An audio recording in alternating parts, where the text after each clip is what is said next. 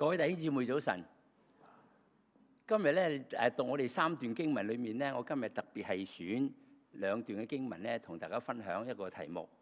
就係察覺上帝嘅選召，使人復和。呢一段經文裏面咧係講到即係創世記第45章，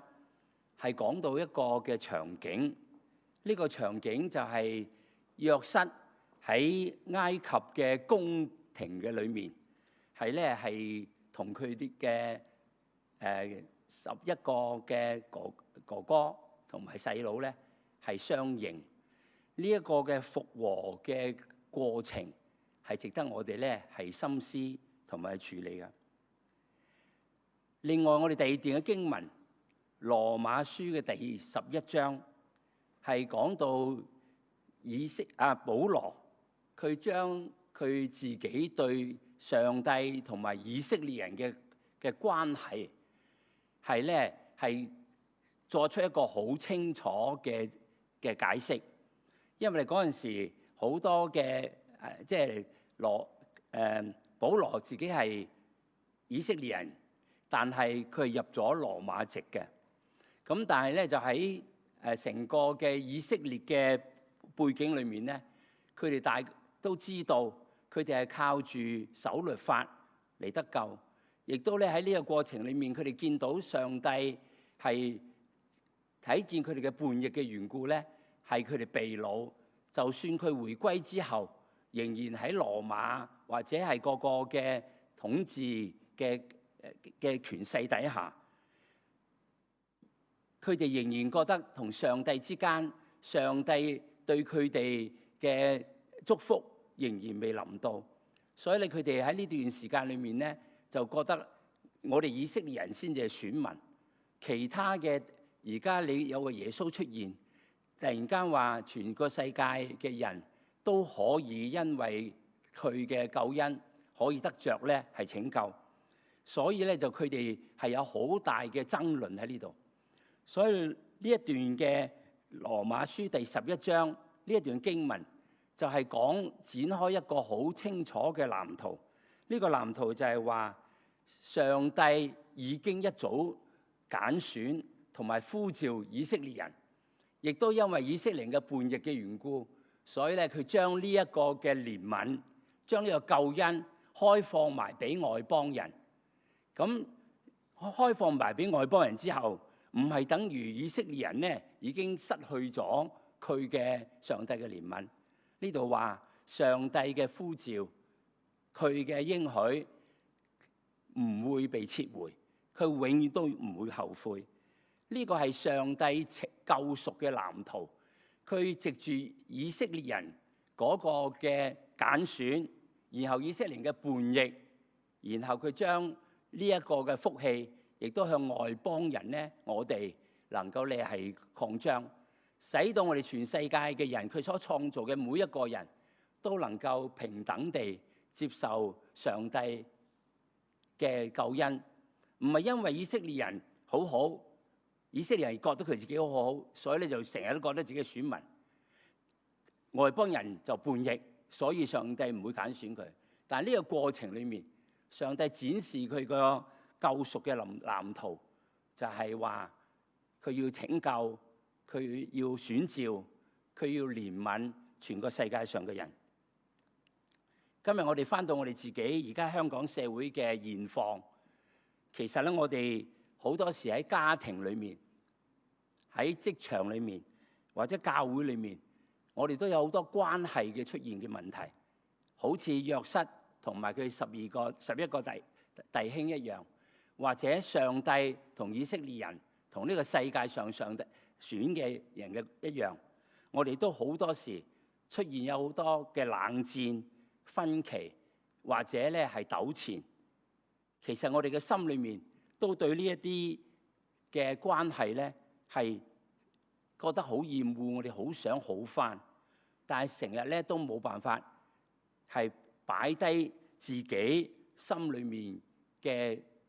被傷害，或者係一啲嘅內疚，而使到我哋常常力不從心。於是我哋嘅同人嘅關係仍然係破裂。我喺返工嘅時候咧，即係當然我退咗10幾年就冇咗呢一種張力。其實咧，返工嘅時候，有啲人問我：你究竟係做乜鬼㗎？咁樣你坐喺度咁，即係開下會咁，寫下文章、寫下 paper、搞下嘢咁咪搞掂咯。其實咧，我最嘥時間嘅咧就唔係做工程，最嘥時間咧唔係寫 paper 開會。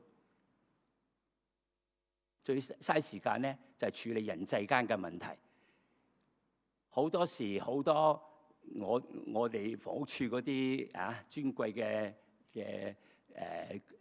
租客咧好多要求。好多時我嘅上司好多要求，好多時我啲同事好多要求，亦都有好多時我放咗工嘅時候咧5點半鐘佢哋就走嚟就約我走嚟同我講，我又同呢個老細咧 personality crash，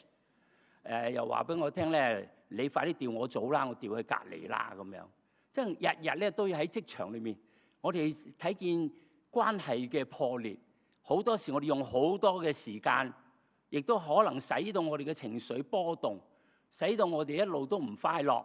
就係因為呢啲關係嘅破裂。喺家庭裏面我都見到有啲弟兄姊妹，或者同個先生，或者同個太太，或者同啲第二代、第三代，呢有好多好多嘅拉力，好多嘅期望嘅唔同。有啲係望子成龍，有啲咧就話屋企裏面咧對佢照顧唔足夠，有好多好多嘅問題，使到家庭嘅關係都出現問題。但係實際上喺教會裏面都一樣。喺教會裏面，你有冇啲人見到面阻阻嘅咧？你有冇見到咧？一陣就覺得個牧師又麻麻地，覺得嗰個義務教士就講得唔係幾好，硬係好多好多好多拉力喺度。當你咁樣講嘅時候，嗰個人又得罪咗我哋。今日其實有第3段嘅經文，我冇擺得喺度，但係呢段經文裏面係話俾我哋聽，我哋口講嘅説話，我哋有時講錯一句説話，或者因為一句嘅説話嘅問題，於是我哋同個人嘅關係就出咗事。原來咧，我哋所講嘅嘢，我哋表達嘅即係眉頭眼額，有啲人就成日都同我講：陳星爹你好惡㗎咁樣。我話你覺得我好惡咩？我話係啊，即係當然我真係好惡嘅。不過有時佢就話：你見個樣你都惡啦，揦住個面口皺埋個眉頭就惡啦咁。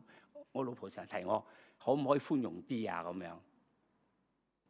今日喺教會裏面，我成日都見到啲牧師咧忙到不得了。你知唔知教會牧師佢除咗開會講道之外，佢忙乜嘢咧？你估係去處理啲教友同教友之間嘅關係嘅破裂，有時係處理佢屋企裏面嘅問題，即係教友屋企嘅呢啲事情。好多人咧就當咧係牧師同埋即係啲同工咧係即係輔導者、社會工作者，日屋企咧就嗰啲調和者，咁日日咧嚟揾牧師嚟做。咁所以牧師咧係非常非常多嘅，又聽埋好多嘅説話。邊個教友對我咁樣，教會應該咁樣做好啲。實際上你問一問自己，你生命裏面乜嘢使到你唔快樂嘅咧？健康失去唔快樂，冇工做可以唔快樂，或者咧就有好多同人哋咧所想要求嘅嘢得唔到唔快樂。但係最大嘅唔快樂係乜嘢咧？就係人嘅關係係破裂咗，使到你唔快樂。弟兄姊妹們，今日咧我係好想咧係用呢段嘅經文咧係分享約瑟喺呢個過程裏面，佢有4個嘅秘訣嚟面對佢自己嘅弟兄。呢個恩怨使到佢持續咗咧，我哋估計有成10幾20年嘅時間咧，佢係俾佢嗰班兄弟咧係出賣，因為嫉妒嘅緣故，呢11個弟兄將佢賣咗俾埃及嘅埃及嗰度，然後喺嗰個嘅埃及嘅官長裏面又面見一個嘅誣告，於是又坐咗監。喺坐監裏面，上帝仍然祝福佢。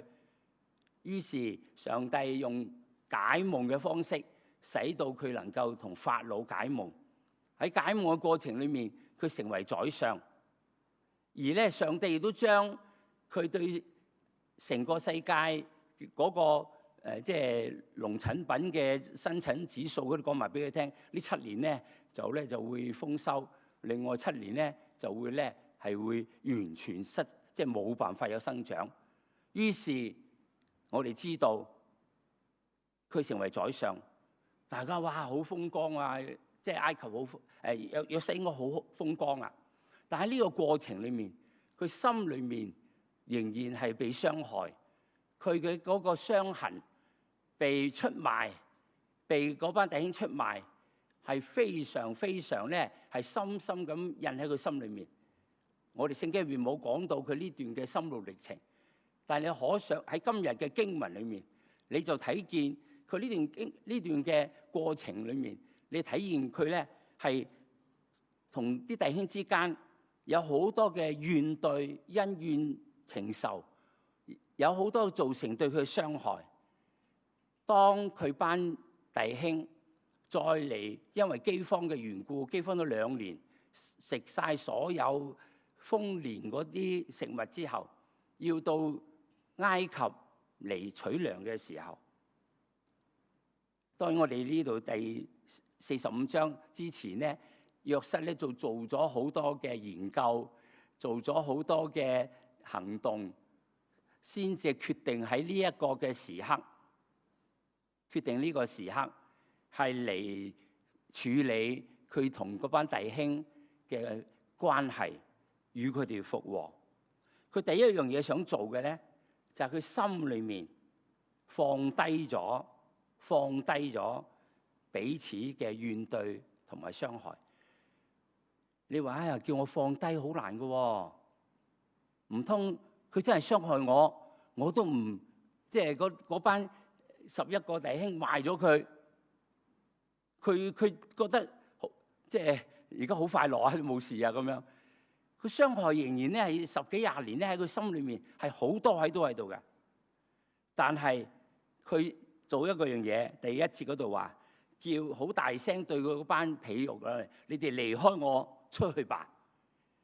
當一個復和嘅關係要開始，第一步就係咧要係嗰個2個嘅當事人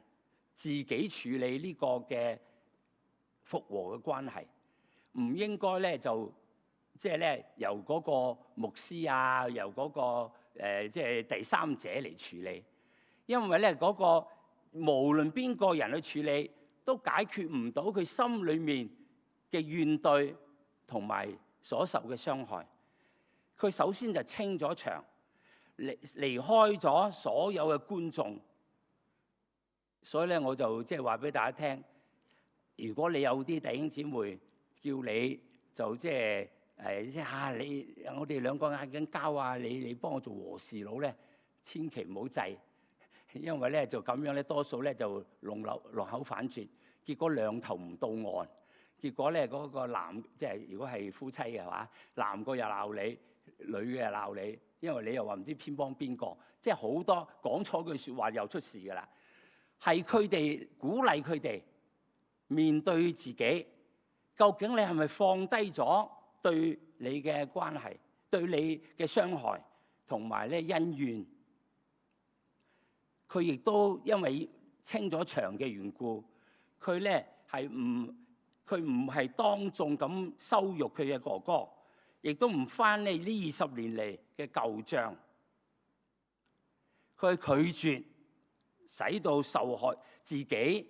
以為係受害者嘅身份係繼續咁樣係掌控自己嘅心情，掌管自己嘅情緒。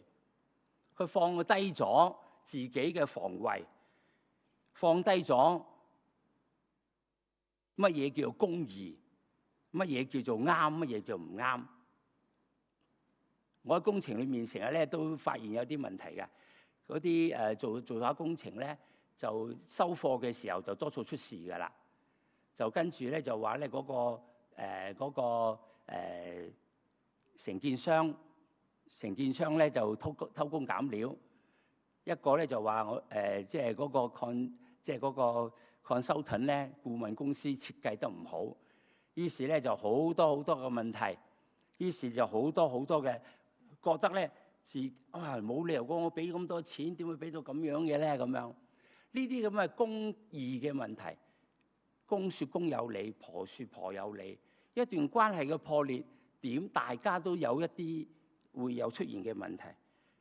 所以第一個就要你放低呢啲嘢，然後咧你唔好再喺嗰個過去嘅恩怨裏面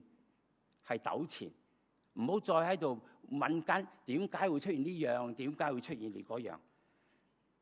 復和嘅第一步係唔好再喺傷口上面撒鹽，而要咁樣做嘅話，你一定要係放低自己嘅怨懟同埋傷害。你嘅心裏面，如果我哋應用呢一個嘅原則嘅話，我想問一問你，你心裏面可唔可以做一個清場嘅行動咧？你準備同人復和嘅時候，你要首先停止咗啲重播一啲你受傷害嘅一啲畫面。你可能要放下，哇！如果當初唔係咁嘅話，咁就好啦。或者你要放手一啲，哎呀，等佢嚟同我道歉先啦。呢啲咁嘅期望，而係將呢一啲嘅傷害交俾呢個上帝，唔再將呢啲嘢糾纏嚟定義你今日嘅情緒，定義你今日嘅生活嘅優先次序，將呢份傷害交俾上帝，然後將呢個怨懟放下，唔好成為你心靈裏面嘅長期租客。大家呢一個係非常難做嘅事情，但係呢個難做嘅事情，就因為有第二個咧好重要嘅事情。第二步，你話我點解會可以放得低咧？咁喺創世記第45章嗰度，約瑟點解放得低？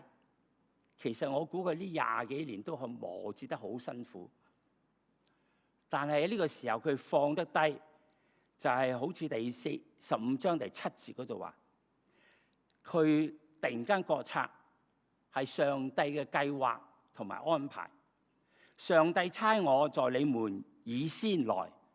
為要保存生命。上帝差我在你們以先來，為要保存生命。呢一段嘅經文，係好重要嘅因素，使到約瑟有一個好大嘅改變。佢覺察到咧，原來嗰一次嘅出賣，雖然係出於佢啲兄弟嘅嫉妒，雖然對佢造成好大嘅傷害，但係上帝嘅計劃嘅一部分，上帝嘅安排嘅一部分。最重要嘅結果就係要保存以色列人嘅生命，甚至係保存埃及人嘅生命。呢一個嘅醒覺，使到佢可以放低佢自己對弟兄姊妹個怨懟。我再要提一提大家，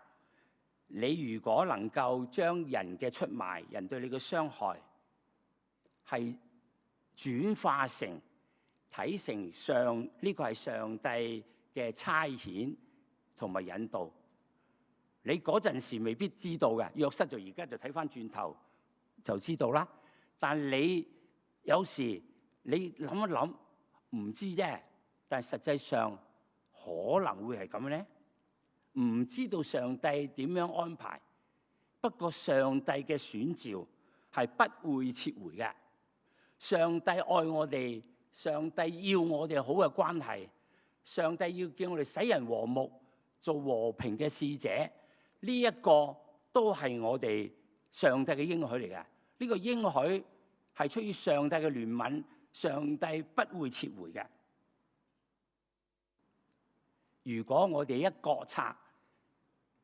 我哋嘅蒙恩全部喺上帝嘅計劃同埋選召之中，我哋就冇權去論斷虧欠我哋嘅人，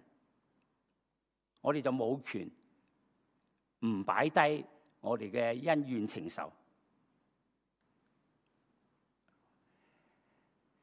我哋應用呢段經文有啲咩可以做咧？咁我諗下，其實咧大家可以試一試。如果你有一段嘅關係，你真係好想處理，對你嘅心裏面影響你嘅生活節奏嘅，好多時日日都發夢又記得佢，即係行街又記得佢，搭車又記得佢嘅話咧，咁你真係要開始處理一下。你可以回顧下你有冇邊一段嘅呢段嘅一啲好似被出賣呢段嘅時刻咧咁。你可以試下寫低兩捺喺你嘅表嗰度，呢啲係人嘅，哇！佢真係對我唔好，佢有梗係呢啲咧，即係陰謀嚟㗎啦。點樣唔好，點樣唔好，想我死啊，想我病啊，想我失業啊，想我好多樣嘢㗎。咁跟住咧，隔離嗰句，隔離嗰個欄，你試下寫低。呢個會唔會係上帝可能嘅差遣咧？可能叫我失業，即係叫我轉行啦。可能佢叫我失去一啲嘢，但係叫我能夠將我精神注意另外一啲好嘅嘢咧。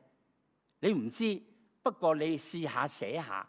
有冇可能呢啲係上帝嘅差遣咧？你嗰時間唔知啦嚇，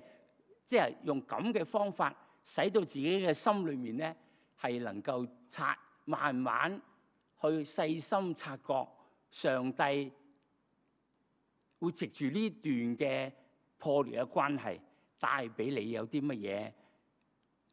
對佢嘅更多嘅了解。你要誠實問一問自己，其實有冇可能係上帝係正係成就一件我而家都睇唔到嘅計劃咧？如果你成日都咁諗嘅話咧，你心裏面嘅苦毒咧，就會因為你喺度仰望、喺度等候、喺度覺察上帝嘅主權同埋計劃嘅時候，你就可以慢慢咧將個苦毒咧，就算唔減少都好咧，都唔會增多。希望喺呢個過程裏面，你嘅苦毒同埋恩怨，你睇下，原來嗰個人都未必咁差㗎喎，上帝亦都未必係咁唔好㗎喎。上帝有啲好嘢俾我慢慢睇到嘅時候，你個苦毒就會慢慢融化。如果你肯用永恆，用一個比較長時間嘅眼光嚟睇你同人嘅關係，嚟覺察上帝嘅永恆救贖計劃嘅話，你可能會重新解讀你而家嘅委屈。第三，當我哋要去處理我哋復和嘅問題，我哋讓自己嘅應該心裏面嘅真情同埋關懷咧，係要流露出嚟嘅，唔係喺度講頭先係填紙仔寫下嘢，而係當你一有心裏面覺得有啲情緒或者係感覺要流露嘅話，讓佢流露出嚟。呢一段嘅經文咧，第14、15節嗰度話，約瑟咧見到班弟兄趕走晒啲旁人之後，佢就伏喺佢嘅弟兄便雅憫嘅頸項上哭，又與眾弟兄親嘴，抱着他們哭。約瑟咧係湧流出咧抑制咗20幾年嘅手足之情，亦都主動咁樣咧係用眼淚同埋擁抱表達完全嘅接納。佢冇遺漏任何嘅一個哥哥，次序雖然有啲唔同，但係完全嘅擁抱。復和咧唔係一個冷冰冰嘅特赦令，呢個特赦令好似我饒恕你啦咁樣，而係你一個咁嘅饒恕嘅時候，你就當自己冇份。但係咧，當你係將你嘅感情同埋真情關懷係流露出嚟嘅時候，呢一個嘅復和就成為一個真正嘅復和。真情嘅流露咧，唔係咧人性嘅軟弱，而係因為喺愛嘅裏面，我哋冇懼怕嘅勇氣。